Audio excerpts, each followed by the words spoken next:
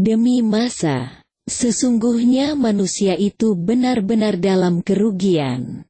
Kecuali orang-orang yang beriman dan mengerjakan amal saleh dan nasihat menasehati supaya mentaati kebenaran dan nasihat menasehati supaya menetapi kesabaran.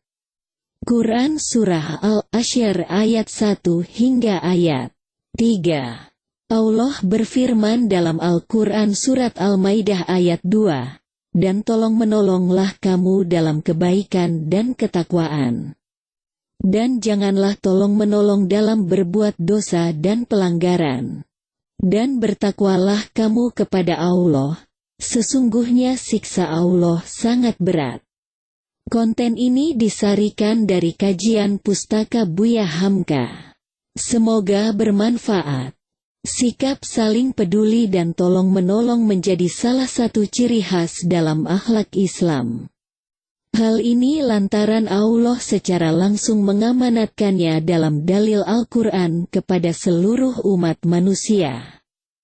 Orang yang memiliki sikap peduli dan tolong-menolong pada sesama, akan selalu dilingkupi rasa bahagia dan lapang dada. Selain itu, para ulama banyak menyebutkan bahwa di antara sebab mendapatkan kemudahan hidup dan mendapatkan husnul khotimah adalah sikap tolong-menolong pada sesama. Orang yang suka menolong sesama akan banyak disukai dan didoakan banyak orang yang telah ditolongnya. Sehingga rahmat Allah akan mendekatinya selalu. Banyak contoh yang diberikan oleh Rasulullah tentang bagaimana beliau membantu orang yang membutuhkan pertolongan tanpa melihat latar belakang suku, ras, maupun agamanya. Jika kepada non-muslim saja kita tetap diperintahkan untuk berbuat kebaikan, apalagi terhadap saudara sesama muslim sendiri, tentu seharusnya lebih ditekankan lagi. Dalam beberapa hadis, Rasulullah memberikan sebuah ilustrasi tentang bagaimana seharusnya kebersamaan dan persatuan sesama muslim itu dibangun dengan sikap saling tolong-menolong.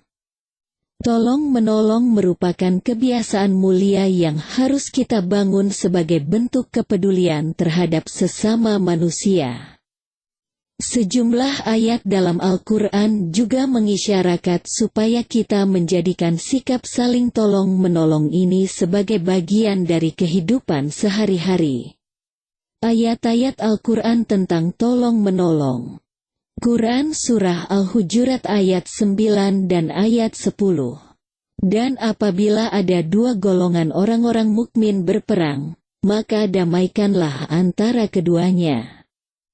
Jika salah satu dari keduanya berbuat zalim terhadap golongan yang lain, maka perangilah golongan yang berbuat zalim itu, sehingga golongan itu kembali kepada perintah Allah.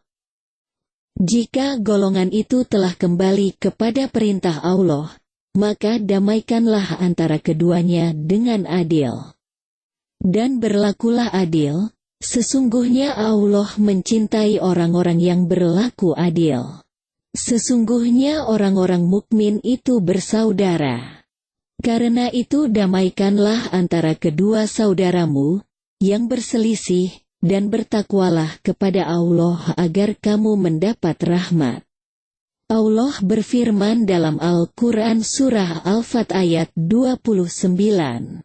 Muhammad adalah utusan Allah, dan orang-orang yang bersamanya bersikap tegas terhadap orang-orang kafir, tetapi berkasih sayang terhadap sesama mereka.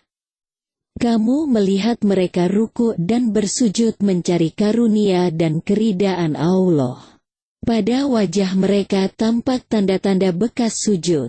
Demikianlah sifat-sifat mereka yang diungkapkan dalam Taurat dan sifat-sifat mereka yang diungkapkan dalam Injil, yaitu seperti benih yang mengeluarkan tunasnya.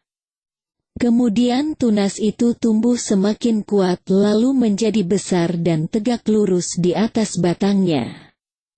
Tanaman itu menyenangkan hati para penanamnya karena Allah hendak menjengkelkan hati orang-orang kafir, dengan kekuatan orang-orang mukmin. Allah menjanjikan ampunan dan pahala yang besar kepada orang-orang yang beriman dan mengerjakan kebajikan di antara mereka.